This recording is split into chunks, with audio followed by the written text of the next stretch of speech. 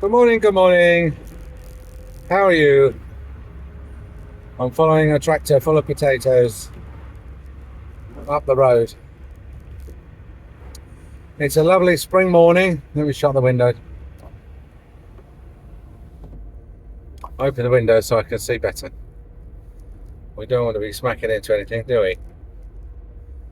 And where's he taking those potatoes?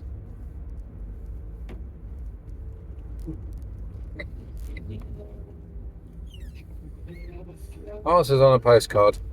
Well, it used to be, didn't it? Now it's email, I suppose. Don't email me. Don't put in the comments where you think the potatoes are going. Don't put in the comments stupid things like free Tommy Robinson.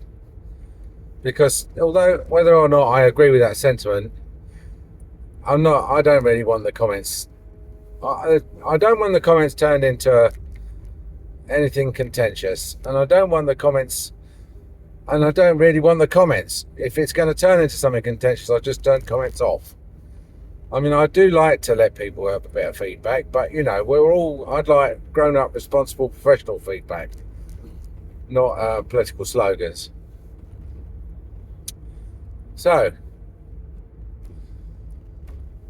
yesterday I went over just where we are in the world. Rachel Reeves has done her usual. She's had a fiscal event, although she says it's not a fiscal event, and she's had to go to Parliament again and explain what her plan is, because she had so much headroom in her spending plans, and then that all vanished because the decisions she made have caused things to change in such a way that the economy is actually not performing quite so well. And in fact, you get this in dentistry. It's a well-known fact that if let's say you buy a dental practice and it's turning over, I don't know, £200,000 a year, and you think, oh, that's great, because I'll come in and I'll make a few efficiencies and tweak a few things, and it'll go up to 225 or 250. And then a year after you've bought it, you realise that you're down at 150, because the actual change itself is,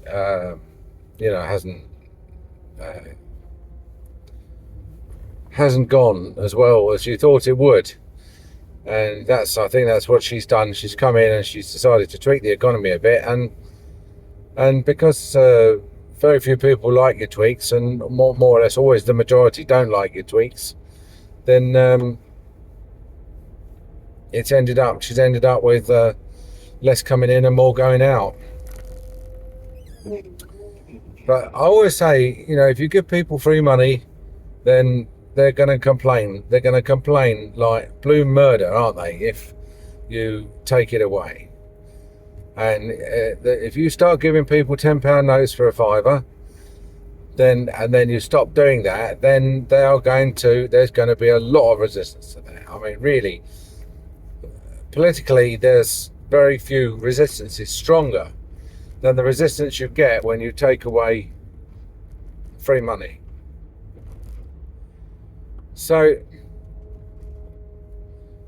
sorry, I'm just looking. I'm on a VPN on my phone, and I don't think it likes the fact that I'm driving around. So, but I don't think it's going to affect the recording anyway.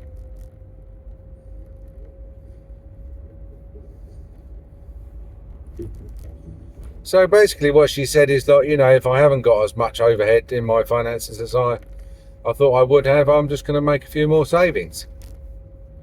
And all these savings I'm pretty hard line on these. I think if someone needs support because they're in a wheelchair, I think they should get their money from a charity set up to support people in wheelchairs, funded by people who give money to the charity that supports people in wheelchairs because they want to support people in wheelchairs.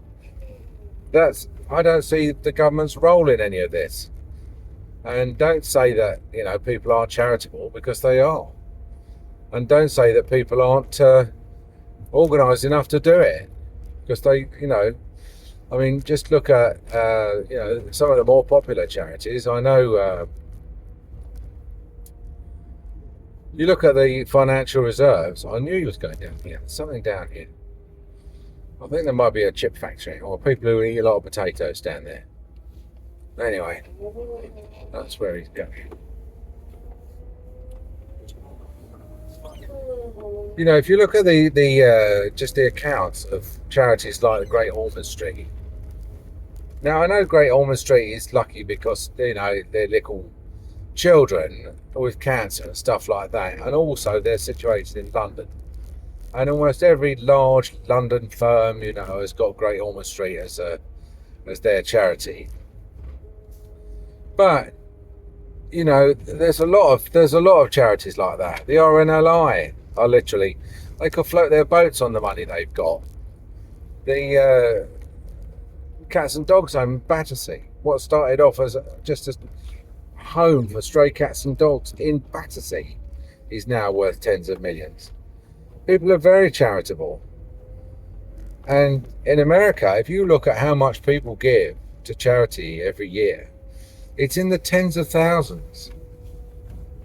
And because it's tax deductible, they can give money to charity without worrying that they're going to be taxed on the money that they've given as a profit. You know, they're going to have to pay tax on it because it's part of their profit. It ceases to be part of their profit for the purposes of tax. And so they're quite happy to say, well, look, you know, I've earned this money, and if I give it to you, I'm going to more or less just give it to you. I'm not going to have to worry about paying tax on it or anything. Here you are, you can have it. I think in life, you're entitled to, as the Americans say, life, liberty, and the pursuit of happiness. You're entitled not to be killed arbitrarily, so that's the life bit. You're entitled not to be imprisoned arbitrarily, which is the liberty bit. And the pursuit of happiness is exactly what it says. It's not happiness. It's just the pursuit of happiness. You're entitled to pursue happiness. Whether you end up being happy or not is entirely up to you. But you're at least entitled to try.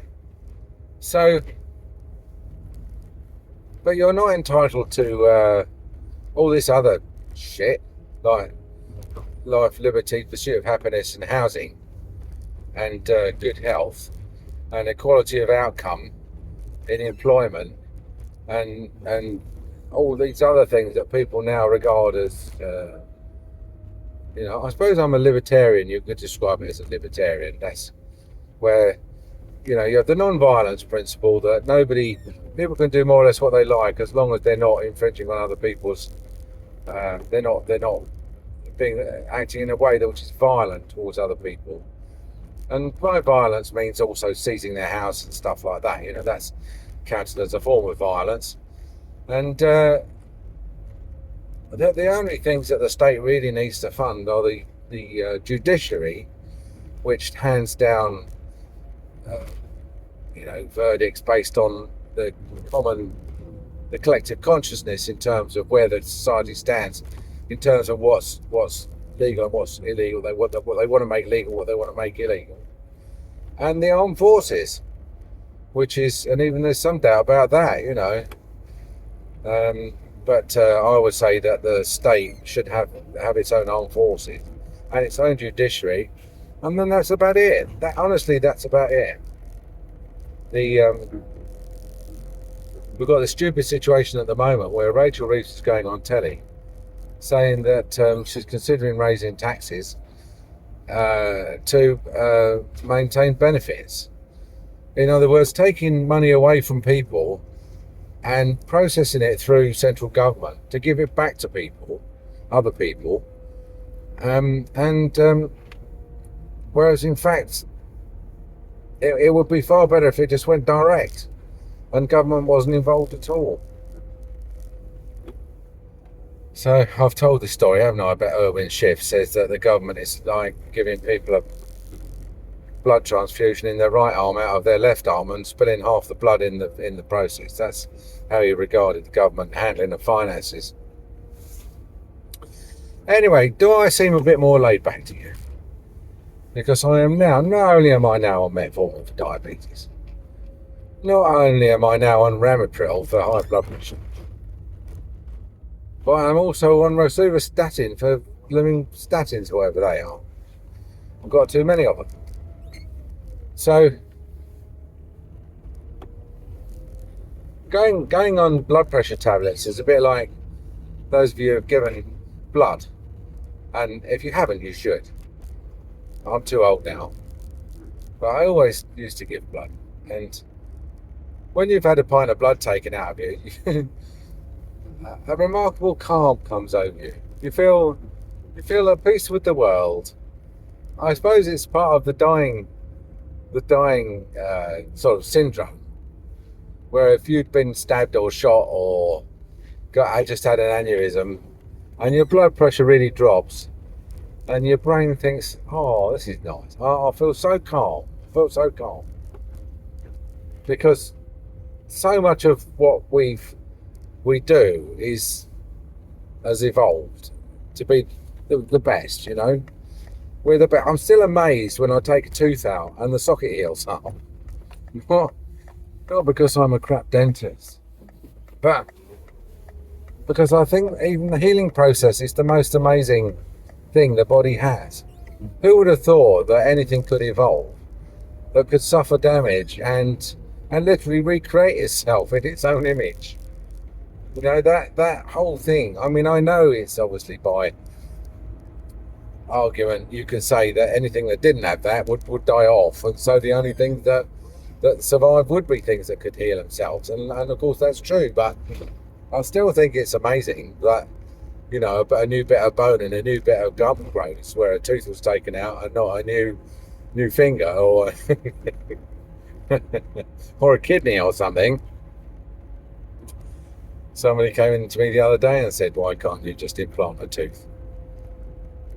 And I said, "It's because we'd have to do it using stem cells, and stem cells have got the potential to turn into anything. And so, we could take out an incisor and implant a stem cell, providing you're prepared to wait 6 years for a tooth to develop and come through. And then it might come through as a small penis or something. We don't know, we just don't know enough about it. So I suppose you could you could breed them until they turn into small teeth, and then implant them at that stage. You don't want to implant small teeth, do you? They want to implant large teeth, and they want them to match their own teeth. So you can imagine we got enough trouble matching false teeth. We have to spend £20 a set on plastic teeth that match the patient's own teeth in sort of shape, size and colour, without having to wait 6 years for one that is, might be a shade wrong, or just go every possible combination of teeth and just order them. Presumably they come with a bit of bone around them, and you just take a cylinder of bone out of the patient and slot this cylinder of bone in, and in the right place, and then perhaps a bit of orthodontics to straighten it up. Judging by people's teeth, I don't think you'd have to match them all that well. People would probably be quite happy with one that's slightly the wrong colour and the wrong size, perhaps even the wrong angle. Anyway, that's well into the future. I don't think I'm going to see that technology. But now, being on blood pressure tablets just sort of does calm me down a bit. I think when you die, it's when you're young, you're very frightened of dying, aren't you? As you get closer to it, I suppose you get less and less frightened of it. And you get more and more to the point where you think, yeah, I wouldn't mind a nice long sleep. All the problems I've got, and when the quality of your life is really poor, you're like, certainly I worked in Whitstable, where a lot of the patients are very elderly, and many of them couldn't conceivably have more than 5 years left. And I used to say to them, aren't you sort of running around like a headless chicken? Because you're going to die in the next 5 years. And not one of them said, yeah, the only person who ever has mentioned it recently was my next door neighbour, who died of pancreatic cancer quite quickly. And he said to me, he said, it's not mind that not that I mind being dead, he said. He said, oh, but I just prefer to be alive. Which I thought was quite profound. That was the last time I saw him. Not being a relative, I wasn't really invited to see him when he was in hospital, or even told. Other than his funeral.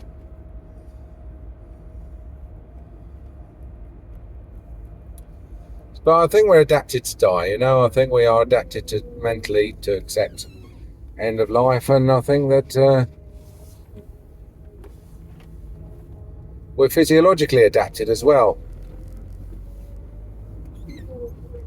And I know it's a long stretch, but I found that going on blood pressure tablets and losing blood through a blood transfusion, that's the closest analogy. You know, you just sort of feel you're calm. That's what it boils down to. And a lot of people don't take blood pressure tablets when they should do, because they like the being pumped up. And I must admit, I like being, you know, sort of, how can I put it? You know, if I wanted to do it, if I was doing a crossword, I'd want to do it quickly. I'd like to see if I might beat my previous best time. Now I'm very much like, yeah, let's do a crossword. Why not? Let's have a bit of fun, you know. So, you know, and if it helps, because my father died of a stroke, and so why not? I'm a bit of a nightmare for the medical profession. When the doctor rang up yesterday and told me he was going to put me on these tablets, I said to him, the previous bloke beat around the bush for 10 minutes trying to, you know, and then he told me I've got diabetes. I said, can you, instead of doing the same, can you just get straight to the punchline? And he said, yeah, we're going to put you on blood pressure tablets and statins. But on the minor side, you know, I suppose, and it's also because I'm not used to it yet, you can find yourself just sitting there staring at the sideboard. So, and being quite happy to do that as well, you know, not at all like just like, oh, I'll just sit here for a bit, you know. Like in Better Call Saul, where Mike Ehrmantraut got shot. And he's sitting by the side of the river, just watching the river going by and just dying slowly. And there's Saul, who shot him? Oh, I can't remember who shot him. Anyway, the bloke who shot him came up and started trying to chat to him. And he said to him, why don't you just leave me? Can you please go away and just leave me here to die? And I think that's you know, when you go on blood pressure tablets, it's a bit like that.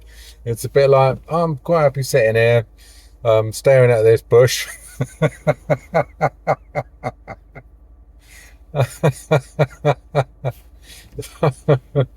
We'll have to wait and see.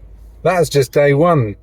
The funny thing about some of these tablets is that some of them, I think, like the statins, they work better the longer you take them. And the other ones, like the blood pressure tablets, they're most apparent when you start taking them, and then you notice them less as time goes by. But even now, I've just had it. I take it in the morning. I'm very relaxed. They say take it at night because you know, if you're going to have a hypotensive episode, then you're better off being asleep, lying down. You're much less likely to have one. But I don't, you know, I mean, I would hope that most dentists would know if they were going to have, or on the verge of having a hypotensive episode. I know, you know, you can just faint and fall down. But I don't think it's going to be anything like that. Unless there's a combination of factors there might cause a faint, such as you know, missing meals and stuff like that. On the right here, polar helicopters. Very good friends of mine, lovely people. Do helicopter training from Manston. They're the only flying firm that's allowed to operate in and out of Manston. And I flew in there yesterday. It was my first flight of the year. The plane is due its MOT in April, and pretty soon actually. And I'm due my MOT in May. And well, there's a shortage of airplane fuel at the moment. I've actually had to couldn't get any of my usual supplier, so I flew into Polar and they filled me up, which is good. It's £2.50 a litre at the moment, airplane fuel. So about twice as much as, you know, normal gas.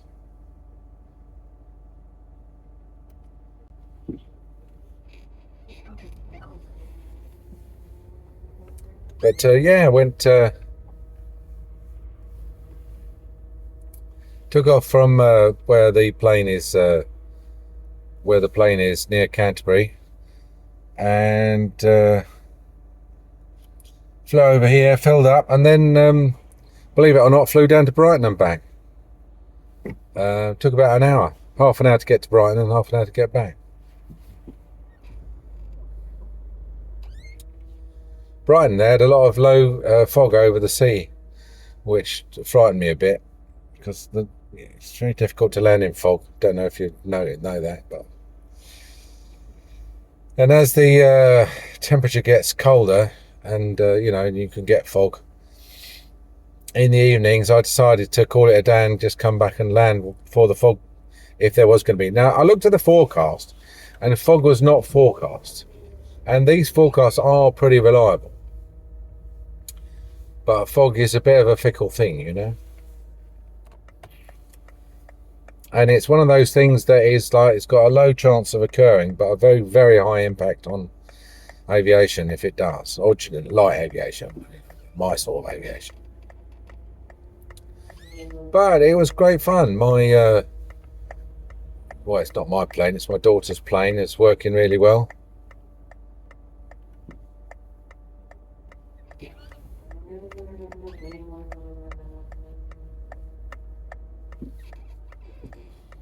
And it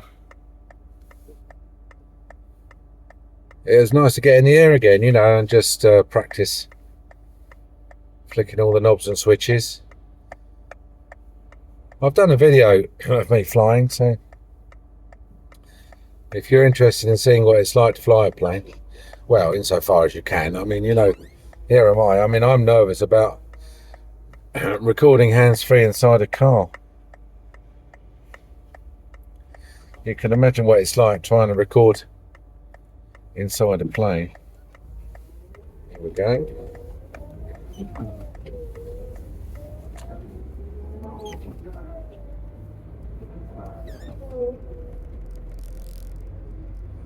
But the thing about flying is you never know if this is going to be your last year, you know, especially as I've now gone on all these tablets.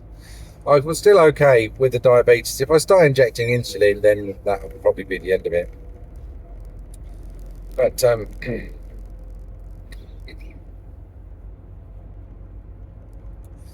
and we'll probably have to sell the plane. I don't know why I start coughing. Always in the last third of the journey I start coughing. It's probably because I'm still using my stage voice to try and project to the microphone on the handset, whereas in fact I've got this lavalier mic. Lavalier, did you know? Not lavalier. Duchess de Lavalier. And so I'm sort of trying to shout too loud when I don't need to. Yeah, so I was saying yesterday, I stuck these 6 link crowns and 2 bridges on the guy, and we're now going to do a try-in on his full upper today. And nothing more from LS, the patient who's serial denture reclaimer. What else?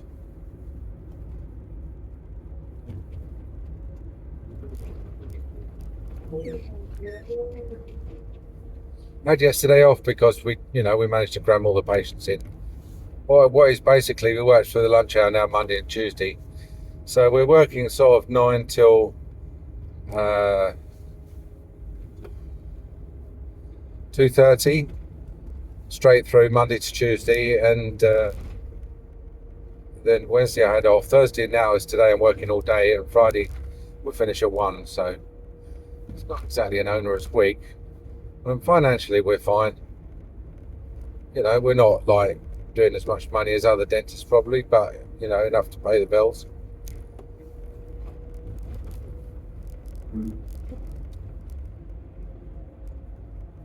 Makes you drive slower as well. Blood pressure tablets. I've got my speed awareness course coming up next week, so I'll have to see if I can get my Zoom working for that. If you want to be a complete job's worth, then you want to start a speed awareness course, because when you're trying to take something through customs, and like a violin, and they say what's in the violin case, and you say, oh, it's a machine gun, and they've got no sense of humour, right? There's plenty of people have been barred from flying for life for making those sort of comments, and these people on the speed course, they're very much of a similar vein. They're anyone who's caught not paying attention, or not participating, not being available because they're playing fruit gum games on their laptop while they're think that they can just watch it with half an eye. He's very much told that they've been thrown off the course, and therefore their remaining 2 options are 3 points on your license and a fine, or go up in front of the magistrates and try and argue that you shouldn't be prosecuted,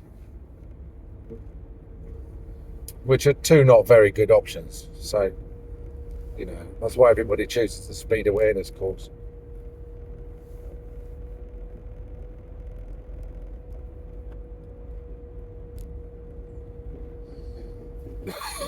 So I've got to be prepared to give them my rapt attention for 3 hours,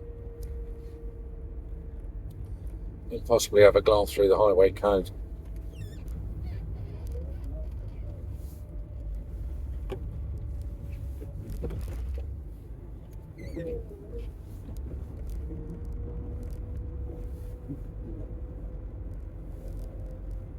But some people say that the people who do them are sort of quite nice. They're on YouTube. They say, "Oh, I went on a speed awareness course, and it was quite informal, And then, but the people I've spoken to, and I'm quite open about it. I tell them I'm going on one, and everyone says, "Yeah, I've been on one." It's become like a badge of honour. It's like being up before the GDC. If you haven't been up before the GDC for something, then you're not doing dentistry properly, in my opinion. Well, they're going to pull away. No, good. Yeah, and everybody who drives needs to have been on a speed awareness course for speeding.